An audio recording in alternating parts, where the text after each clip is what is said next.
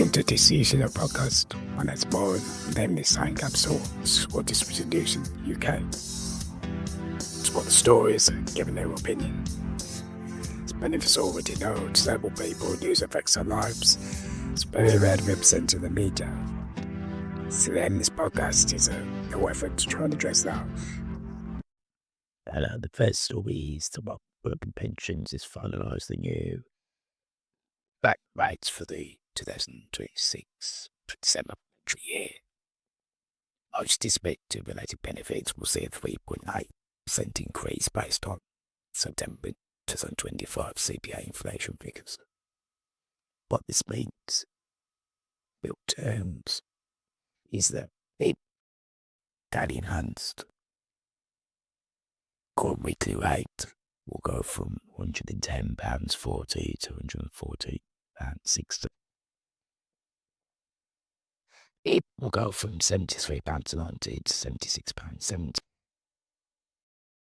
The mobility aspect will go from element of people will go from £77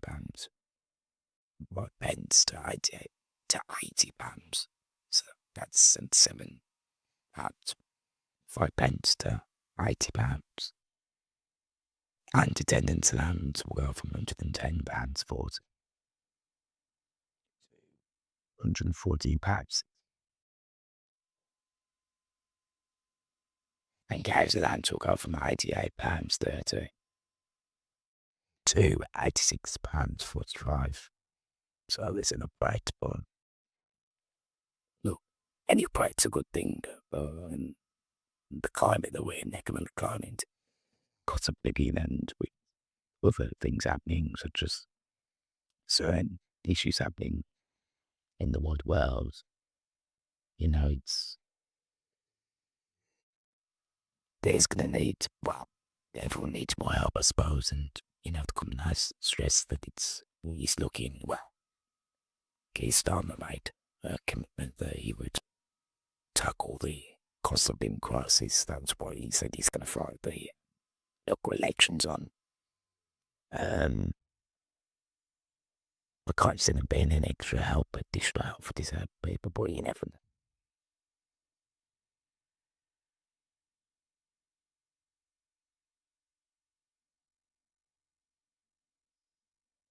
So this next one is a Teams review. Obviously, we've been talking about this for quite a while on the podcast. It's company active to refuse investigative with the company assessment criteria and reflects the real world disability. First, we know it doesn't, and obviously, as we've just talked about with the big rates, they're going up, but they're not. It's barely anything that will really help disabled people in the current climate and wasn't happening before. To state the results of the Teams review. There's those core evidence. That's what last month advocacy groups and unions are unison today urging disabled people to submit evidence to review by the deadline of the 28th of May. We know there's going to be new scoring rules. Be aware of new claims reviews starting this year. DDP should think towards a model where claimants must score at least 4 points in the single identity to meet certain disability tiers, rather than aggregating small points across many different tasks. And my view about this. We wait to see what happens. I think there needs to be also a view of capability tests for the benefits, because they're not really adapt them for purpose. I think there needs to be see, the thing is it's all about, unless really in terms of the credibility of these tests, because we already know the companies that are bought in to do the tests, we know this thing. They're basically being rewarded for trying to, fail as many applicants as possible. Let's be real, that's basically what we know. They're trying to cut down the benefits bill, so that's part of it. in terms of a true test across the board. I think there need to be more revisionist with these tests and perhaps revisit them for specific impairment areas, because the standard, can you lift your arms, can you do this, can you do such and so forth, and we already know in terms of for trading impairments, for instance, the NA, such as ME or MS or hypermandular, or things where conditions are fluctuating, so fit for purpose anyway.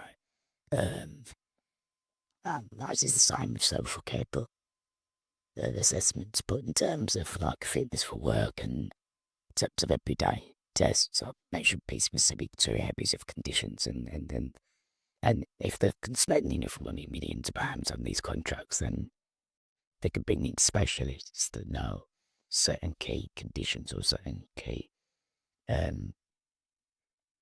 conditions and the inherent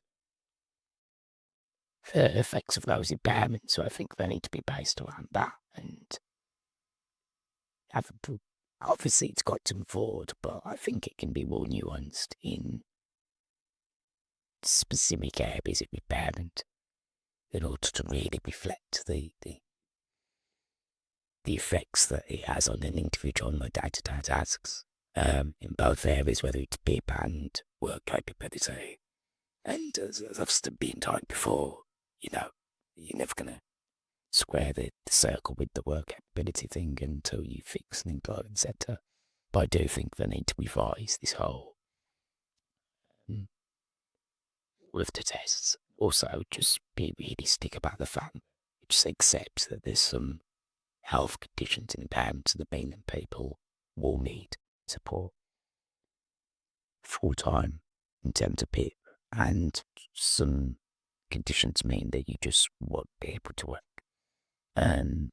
Just be realistic about it, and obviously they are going to, but I think,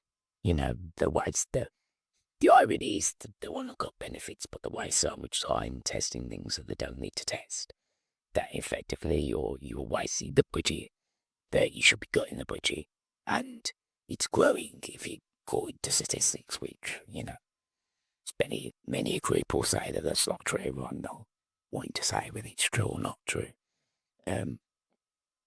But ultimately, I think that a lot of the wastage is inside Whitehall and within the structure of the system, that they ultimately disabled people genuinely need support, and those that can work genuinely do want to work, but the structures aren't made to help them. So, you can waste billions and billions on these contracts, and doing investigations into how to revise a system that you don't really want to revise, or we can get real and kind of restructure a system with the assistance of disabled people, which they're saying that they're doing with the panel of 10 people with lived experience, but we already know that they're segregating them in terms of what their input is and what their input isn't. But I think, to be realistic in the 21st century of support for disabled people, you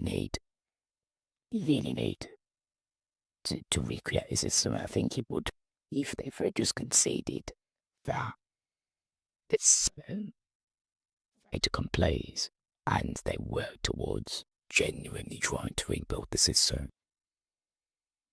People that need support, and rebuilding access to work, and forgetting all the, all these thousands of other schemes, access to work well, blah, blah, blah, and all these other, things up the back of the access to work kind of schema, which they're trying to eradicate, and just got real about what there is to do, then I think they'd make progress, because they're not intentional about it. They're basically effectively wasted more money, to them of parliament after parliament, revisited something and tried to, polish a policy that's effectively adhered because it doesn't work and it will never work, and it's set up to do the opposite of what it's advertised to do, but ultimately, even the hidden aim that they've got, which is to reduce, well, the hidden aim they create, that they want to reduce the benefit bill, they will never do it realistically in the way that they want to do it because there's no competence in how they've revamped this. Anyway,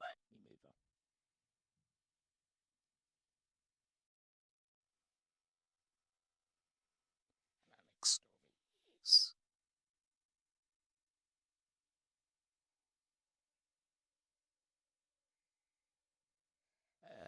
it's the Parliament Transport Committee recently had a high-profile debate on the access denied report. The government isn't supposed to give teeth to the upcoming accessibility charter to ensure transport operators are legally held accountable to service failures such as parking leaks or lack of rampant access. New standardised rules for disabled bus passes across England came into effect earlier this month. For last month, aimed at reducing postcode lottery for companion travel. Um, hopefully,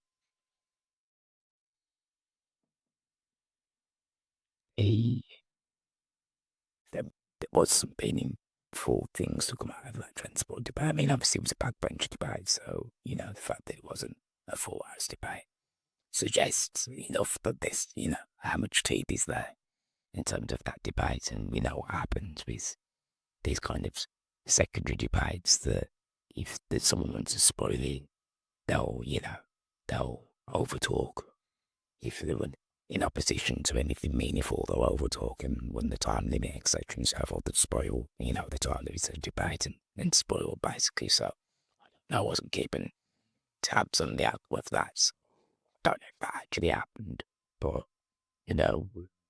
there is an area that needs to be looked at, and you know, the charter sorts them well, but I think link buying from transport companies, and they need to kind of,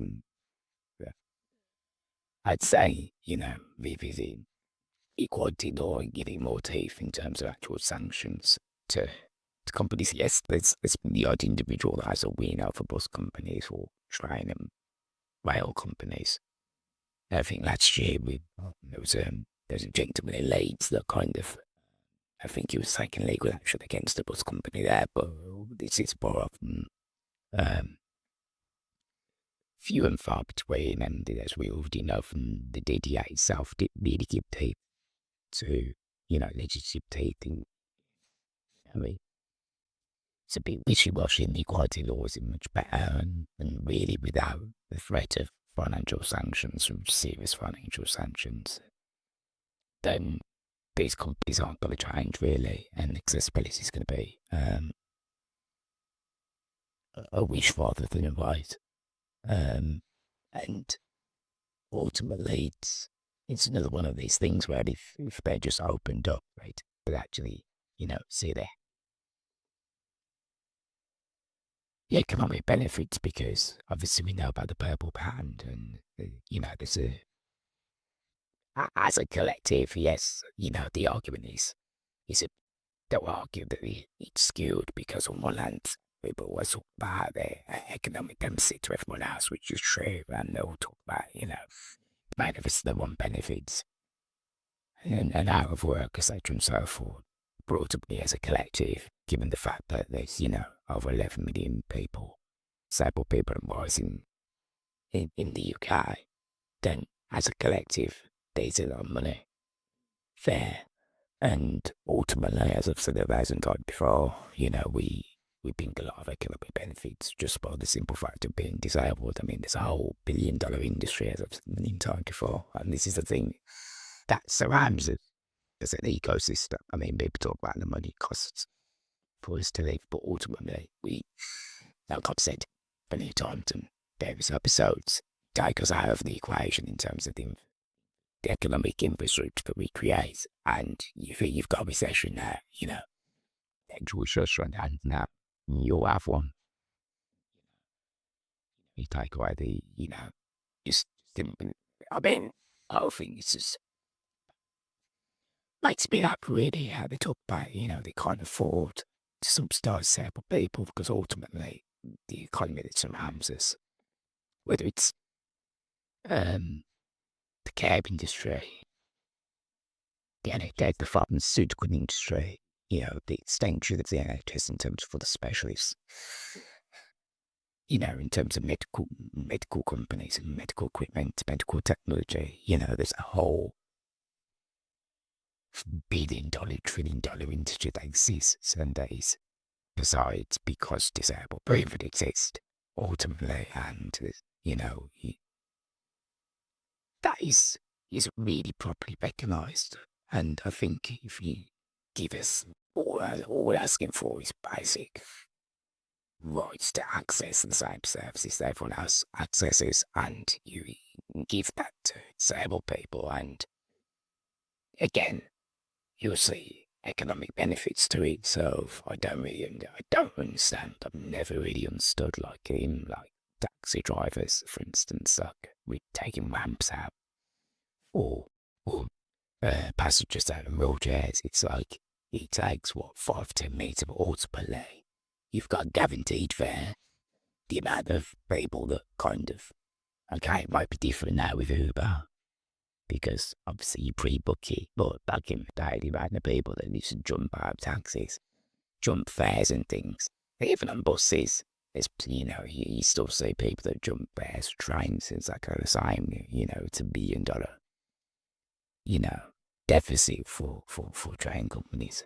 Whereas you're not going to get that with a lot of disabled people, particularly those they're very people with access needs in terms of mobility needs, who use wheelchairs and scooters. They're becoming indeed fair for what? A few more minutes? Getting ramp apps or whatever. I really don't understand how that's an inconvenient for a group of people that ultimately are willing to pay and can pay. They're not going to forfeit fares. They're not going to try fast one. Do you know what I mean? So I've never did study, but we fight on. Fair.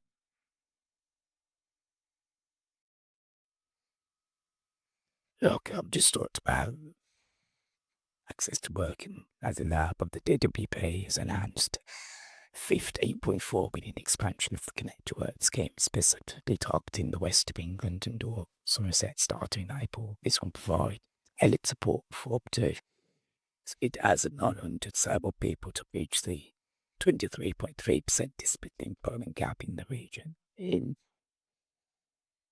all of these schemes connect to work well, this and there's to be, it's just, it's, they're going to get bored of the political marketing.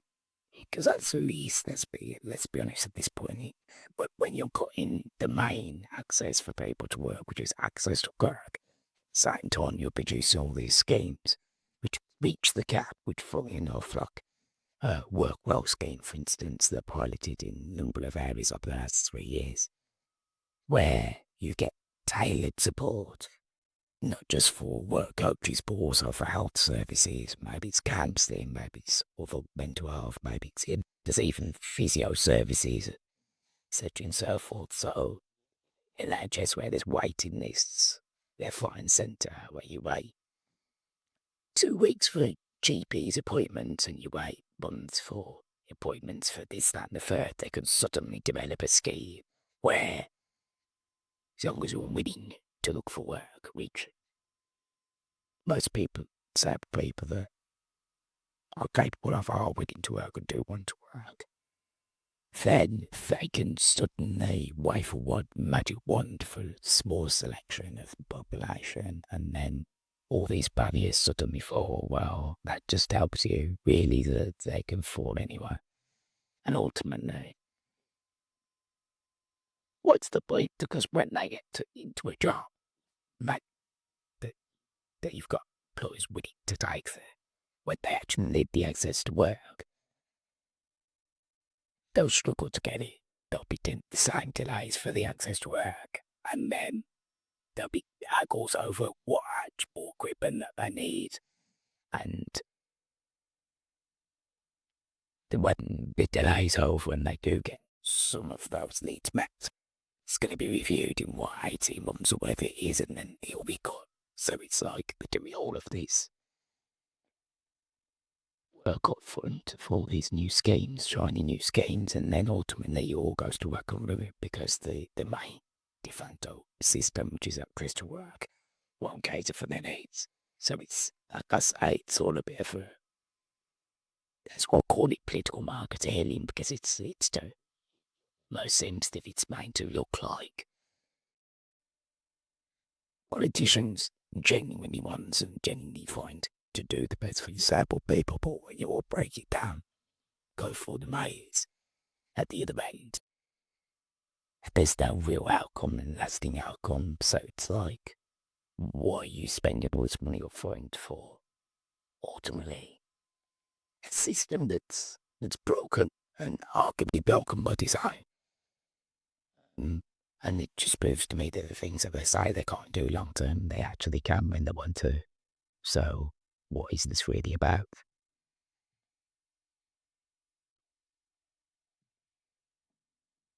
And it's all very cool being obsessed about getting people into jobs, but ultimately, still got to tackle the cost of living. And we all know the cost of living for disabled people is higher than everybody else. So when you go into entry jobs, ultimately, you're not enabling disabled people to work their way out of poverty in the same ways you're not enabling them currently. Anybody else, let's be honest. So even people on 6-figure salaries struggling, cost of living, etc. and so forth. So it's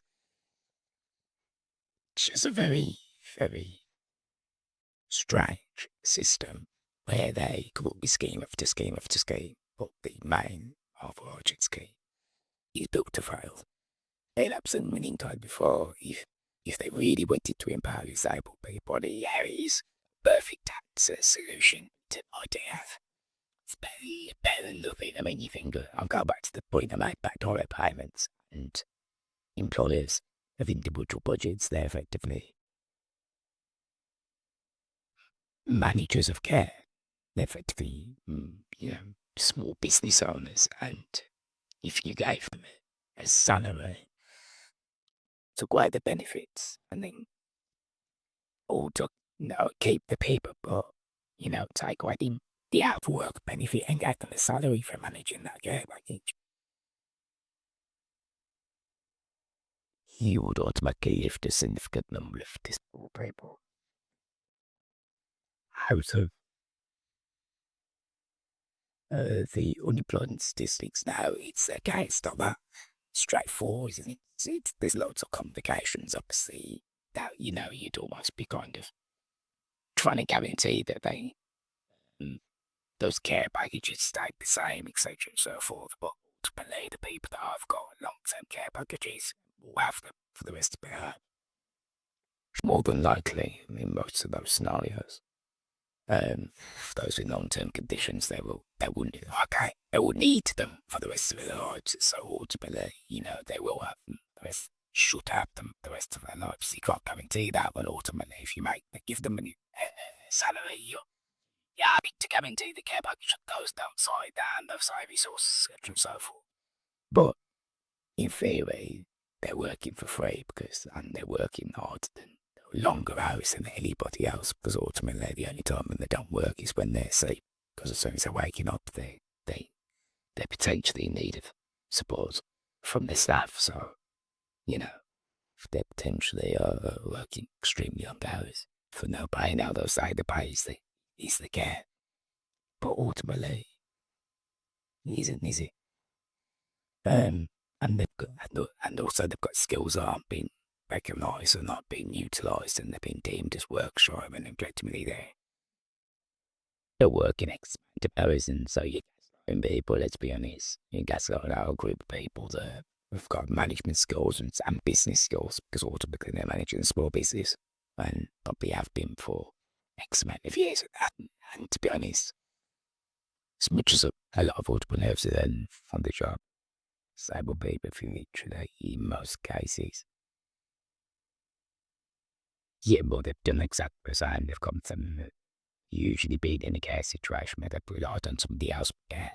If it's a family figure or whether it's they've come from an institution, care home, children's home, whatever, and they've gone into independent living and straight away, overnight, they've expected to be their own boss. Yes, you've got, the independent living agencies, angels, etc. Those kind of agencies that do offer some support, but it's very, very short-term support. So I think you've got all these people with all these skills that are being labelled and being rendered as insignificant when, we should be utilising in some way. Yes, that idea will be amazing, the fly of giving them a salary, but there should be some kind of acknowledgement to why you've been utilising those skills to benefit themselves and for others. So I think they need to look at, well, they're not going to look at it, but, I think them definitely be the trigger. Anyway, thought we rambled for far too long, but thanks for listening to the podcast. See you again.